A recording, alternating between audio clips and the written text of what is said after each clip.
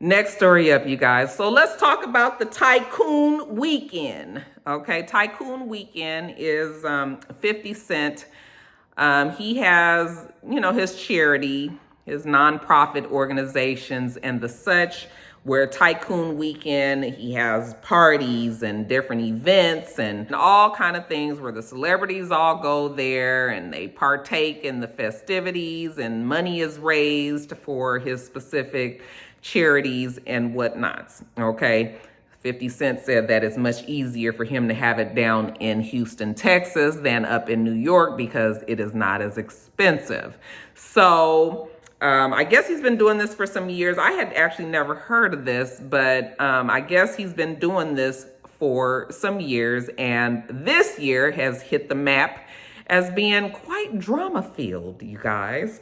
First of all, 50 Cent himself posted on his social media that Trey Songz was banned from any Tycoon weekends from here on because the nigga is drama-filled. He said that Trey Songz was fighting with motherfuckers over the bitches, okay? All the different ladies there. I guess Trey wanted to have his feel at every one of them, so he's fighting with the people there. Apparently, he done broke up some shit in the room that they had, got for him or whatever. I guess this is like the second year that Trey has acted a fool, because he said last year Trey had then crashed his Wraith, cutting the fool out there in Houston. So 50 Cent has decided that Trey Songz is banned. I said, not Trey Songz. Didn't you have him sing as the Power? He took over Joe's job for that one episode and everybody was like, I know you ain't gonna have this Billy Goat singing.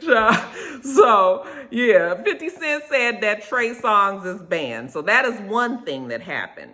We also found out that Zero and Trey the Truth got into an altercation.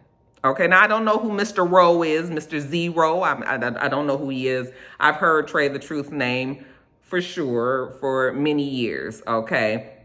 Apparently, they were at some location, and according to Zero, he says that he was talking to a group of people, and Trey the Truth asked him, could he talk to him? And he went around the side of a bus or something, and Trey like sucker punched him or whatever. I guess him and Trey ended up getting into it. It looked like he got into it with another person. I just saw a video where it picks up where I think this is Zero that's on the ground, like huddled over, trying to protect himself as somebody was like hitting at him. Then the police come and, then he jump up like he gonna fight. I'm just like, boy, it's too late now. The police is here. Yeah, just a mess. Now, apparently Zero and Trey the Truth are cousins. Go figure. Okay. So, and apparently they've had some drama over the years. Trey the Truth says that, listen, at the end of the day, they are family. So yeah, they've had some shit that go down, but they family. So it ain't no street beef. So people ain't got to worry about it like that. But, apparently they've been in some sort of tiff. Should I say tiffed? Some sort of fightish for, over the years, family issues. Even some people say over some woman. I don't know. But I don't know. When you read the story, it's just sort of like, it's too bad because it seems like they trying to get it back together. They just can't seem to get it together. Zero wants to work it out with Trey the Truth. I don't really know. But, y'all family and motherfuckers ain't getting no younger. And we don't need to be out here fighting with our family all out in public and everything. So that also happened there. They say that Tony Yayo had to beat Pleasure P's ass, Pleasure P of Pretty Ricky fame, because Pleasure P must have been extremely drunk and being extremely disrespectful, I guess one too many times. And Mr. Yayo was like, yeah, nigga, not today, and beat his ass, okay? Then they said, because I saw a video that was on YouTube or something, and the guy was saying how then, then all of the New York niggas just came and they was about to jump his ass or beat his ass, and it had got so bad, and Ray J came in, because, I guess Ray J is still on RSVP. Ray J came in and was like, you know, what's going on, until he saw all these New York niggas with, you know, just a plethora of Timberlands or something. About to get his ass stumped. And so when Ray J supposedly was like, oh no, now Pleasure P, nigga, you gonna have to be on your own on this one, all right, and left it alone or whatever. But yeah, they say that Tony Yayo went on ahead and handled Pleasure P, which I can definitely see happening, because Pleasure P is disrespectful. I mean, that nigga's disrespectful sober. So I can see him just saying one too many words. Nigga, you just saying a little too much. Gonna zip up the lip. Gonna beat the ass real fast and get some act right in you. So that happened there. Then they said that at the comedy night, Gary Owen was one of the comedians on the stage, and apparently he had he was talking about how people confuse him with Tommy, you know, Joseph Sikora, whatever his name is, the one that plays Tommy on Power, and how he's not Tommy. And then supposedly Joseph comes out there like, you know, that shit ain't funny. And they supposedly get into an argument, kind of pushing back and forth. I totally think that it was just for the stage, just for something for everybody to just be getting riled up and laughing, and, you know, but they tried to make it seem like them two were fighting. I don't think that that was a genuine fight or whatever, because what we fighting over? Somebody mistaking one white guy for another. Black folks get mistaken for somebody all the damn time. Anyway, all of this has hit the social medias because it's been a whole lot going on out there on Tycoon Weekend. Did any of you guys go to Tycoon Weekend? Any of the parties? Because when I was young, honey, Roxanne used to try to get to these things if it was happening in LA. Do the kids still do that? Y'all have to let me know what you think. But yeah, Trey Songz, yeah, 50 Cent say the nigga banned.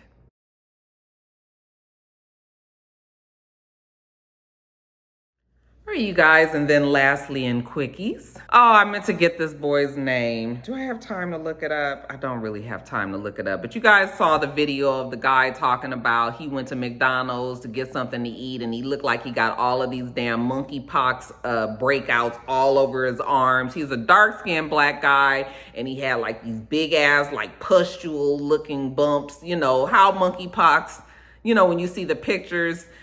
He had him over it, and he was just nonchalant talking about how, you know, don't trust the haters. I don't know what he was talking about, because everybody was so distracted by his arms and the fact that he had supposedly just gone to McDonald's to get him something to eat nonchalantly with this breakout on him. It turns out that it was a hoax, you guys. And that he had to end up coming clean because he was getting death threats and motherfuckers was mad. And I was just like, that's what the fuck you get. Don't be out here playing like that. Niggas is not ready to be playing about no damn monkeypox. Okay? Now, monkeypox to me, I think kind of reminds me of chickenpox. I had asked on Twitter a couple of weeks ago, you know, how many of you guys that were under like 30 and under that had gotten chickenpox, because my kids didn't get chickenpox. My generation, everybody was getting chickenpox. Okay, it was definitely going around, but then I thought maybe they must have eradicated it, because then all of a sudden we didn't really hear much about chickenpox, or at least I thought that. But then when I asked people on social media, I mean on Twitter, you guys were like, no, a lot of you guys were saying I just had it, or my kids had it, or all that. I was just like, wow, I didn't know that people were still getting chickenpox. And yeah, chickenpox was horrible back when I got in the 12th grade, right at finals. I missed my first semester finals, all of them. I got sick right at the time, so I didn't get to take them. And, you know, most of my teachers, I was really just taking electives. I had pretty much taken all my classes. I only had 4 classes. And so they just basically was like, we'll just go by whatever your grade is in the class right now. So I didn't even have to worry about it. But yeah, I had it in the 12th grade.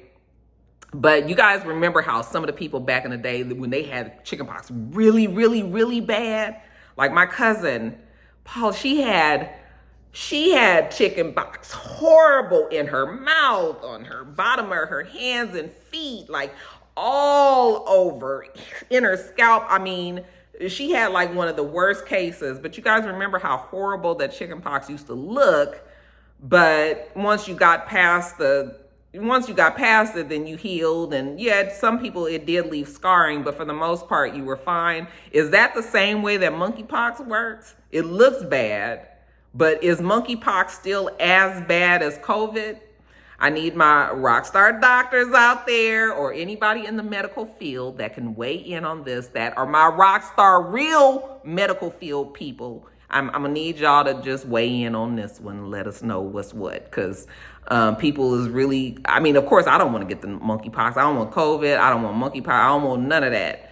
But which one is still worse? Okay, worser. Shout out to Future. Somebody told me that they put worser in the dictionary, in Merriam-Webster dictionary. Is that true? And it's only gonna get worser. I was just wondering if monkeypox is just as bad. I haven't really even looked up. I mean, you do still get sick. Well, yeah, you do, because one of the rock stars actually reached out and told me that they had monkeypox and that they didn't feel well, but you know, that they were on the road to recovery. So I just wonder. But yeah, that boy who was doing the hoax, like, don't play, okay? Motherfuckers are serious out here. We pandemic'd out. We have been doing this shit for almost 3 years now. It is no space for play, okay? So if you was out there playing and having the people put the little dots all over you and trying to get a rise out of it so somebody would listen to your music, first of all, we ain't listening to your fucking music, okay? And secondly, stop playing.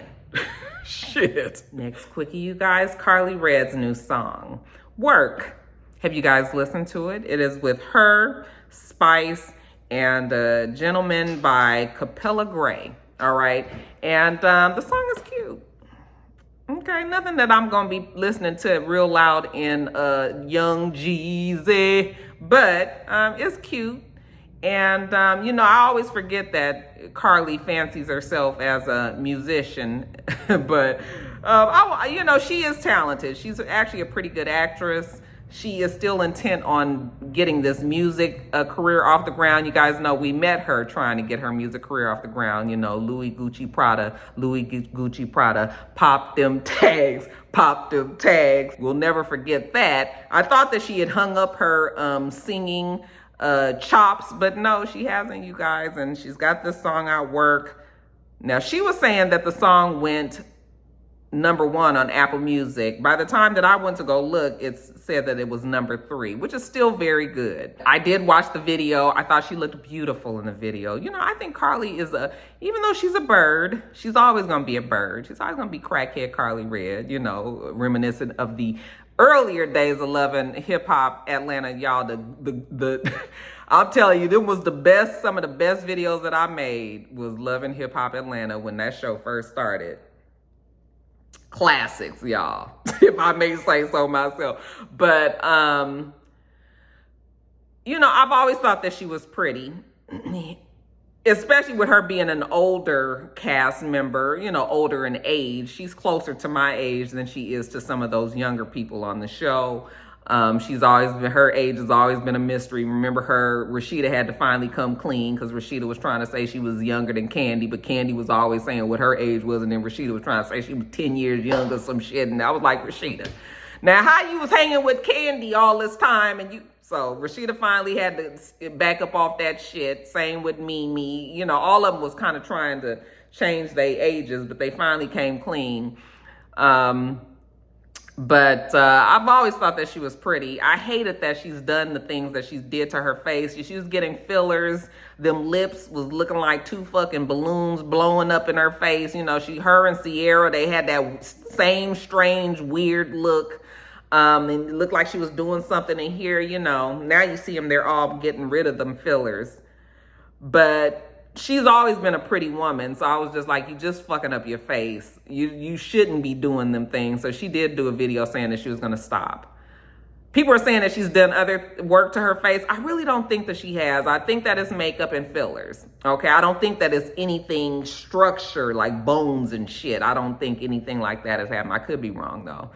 But that body, the body, you know, just... Anyway, she looks beautiful in the video. I think that what helped her cross over or push her over the hump was definitely Spice, who is the true talent. You can say whatever the fuck you want to say about Spice. I'm always going to respect the shit that Spice is able to do and maintain that. I mean, when you see her on that stage, when she's performing and doing her music, it's awesome. Like, I am awestruck. You know, there's certain things that I just be amazed by, and Spice is one of them. Okay. And whoever this other guy is, I don't know, but I think that they did help push her over, you know, because apparently she had a song that came out a couple of years ago. What was the name of the damn song? Y'all, my iPad just keep on wanting to cut off. I think it was called Ferrari Karlie. Y'all heard that? What Ferrari Karlie talking about? I didn't even bother to listen to it. But congratulations to her, okay? Because she said that she's been trying to do this music thing for many, many years, and it's finally feeling like it's happening for her, okay? I personally think that she is a better actress than an than a singer. But ain't no reason why you can't do both, okay? Hell, go on and prove them wrong, okay? Even as we get older and we know that the market is for young, sexy girls and all. I mean, you know, maybe it's some space that Karlie can carve out for the old bitches out there, okay? So congratulations to her. The baby. I guess y'all finally done canceled the baby. Y'all ain't told me exactly what we doing about the baby, okay? But he had a concert in Louisiana, in New Orleans, I believe it was, and they had to cancel the concert because of low ticket sales. So the venue that they was gonna be at had 14,000 seats. They said he only sold something like 500 or less seats, which is pretty low. I'm thinking to myself, even with all the people that are irritated with the baby, that still seems like, I was just like, what happened? Did the promoters put the story out there that he was gonna be there? Did the people know? That seems awfully low for somebody of the baby status. But maybe motherfuckers is just tired of this nigga and was just like, we ain't doing it. So they canceled it, and they said that they will now put him in smaller venues where it can feel more intimate, and we can, you know, we can have 500 people in a 500 seats venue and it can look full, as opposed to trying to spread 500 people in a 14,000 seat stadium or wherever he was. Okay. But yeah, I didn't know that it was like that. Y'all about sick of Jonathan? Y'all ain't doing it no more. You don't hear much about him. You don't see him, anything. So I was just like, maybe y'all over it.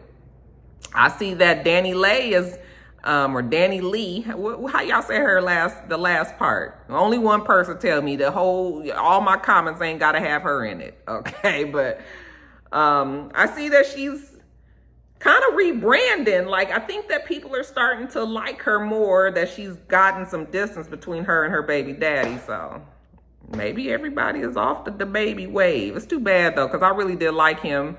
I liked his music, everything, but he just turned out to be just a little bit of a drag, didn't he?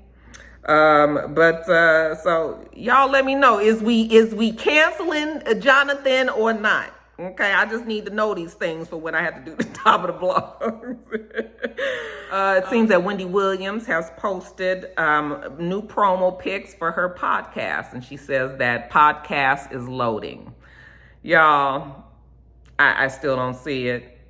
We still haven't heard of any of the major streaming services that, you know, where you listen to your podcast. We haven't heard anybody saying that she's been given a deal. I really think that this is Wendy's team, or whoever Wendy is working with, because I don't even know if the child got a team. I feel so bad for Wendy Williams. I feel so bad for her. Somebody sent me a picture, and supposedly she was walking around in New York and just looking so bad, even though I think those pictures were doctored, because I was just like, ain't no way she looks like this. I just, the legs, it had all them wrinkles and shit. And I mean, she could, because I do know that she has lymphedema, and so it could cause, you know, maybe her legs can swell and then go back down, and it could cause the skin to stretch and sag and things like that. I don't really know the ins and outs of lymphedema, but the pictures were so bad. It just looked like it was touched up. I was like, does she look like that? At any rate, Wendy Williams should not be walking around New York by herself at all. Okay, Wendy Williams needs to be in somebody's facility. I hate that people are still trying to push her to go to a podcast when the woman is not healthy. Like, you can see she's not healthy. And she's got other things that she needs to take care of. Like, bitch, give me my money. Okay? She's still fighting with Wells Fargo to get that done. Like, we can't do nothing if I can't get to my fucking money. All right? So she can't be working. Where this money going? If she's gonna have this podcast and she ain't even gonna be having access to her money, like, know. So it's so many other things that need to happen before we even see Wendy. If you ask me, Wendy need to retire, go off into the sunset. She has more than enough money to try to get her life together. I don't know. I think the problem is we don't know who to trust. You know, the only person that I would trust at this point is her son, but he's young. He's 21, 22. He don't really know how to run her life either, you know? And her parents, well, her mom is dead. I think her dad is still alive, right? But I'm sure he's old. Like, he don't know. Who else is in Wendy's corner? I don't know. I don't know if anybody is, and that's the bad part about it. So, you know, prayers up for Wendy, but I don't see no podcast happening. She can keep on saying it, but I still don't believe it. And then lastly, you guys, shout out to our girl Serena Williams. Y'all already know that this is the fist pump of righteousness for Serena Williams, who is retiring after this U.S. Open performance. And she's been doing great so far. Yes, she did lose the doubles with her sister yesterday. But it's okay, you guys, because this is Serena Williams. And Serena Williams has proven herself 100 times over. Like one of the rock stars said in my comments, in my DMs, they were like, she has even outperformed what I believe she thought that she would do.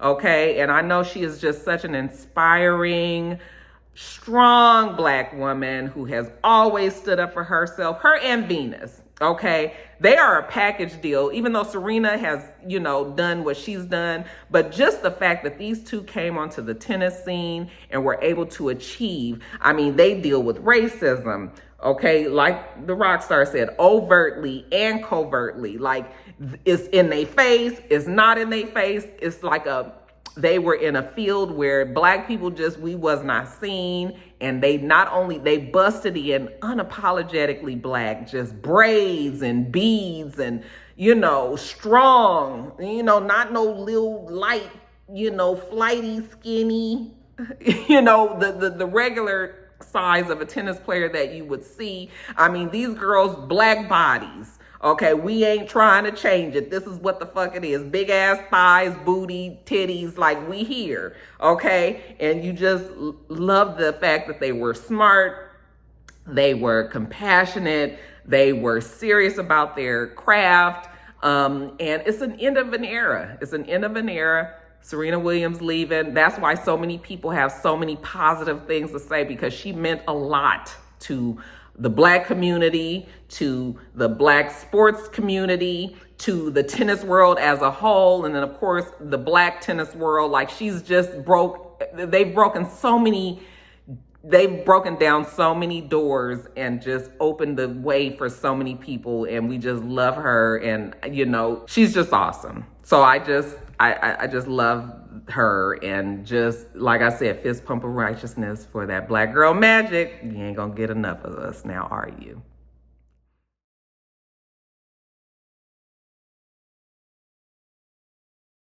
All right, you guys, I gotta go back to work. Work calls. Okay, we do this every single week, so make sure you rate, comment, and subscribe, and make sure you come back.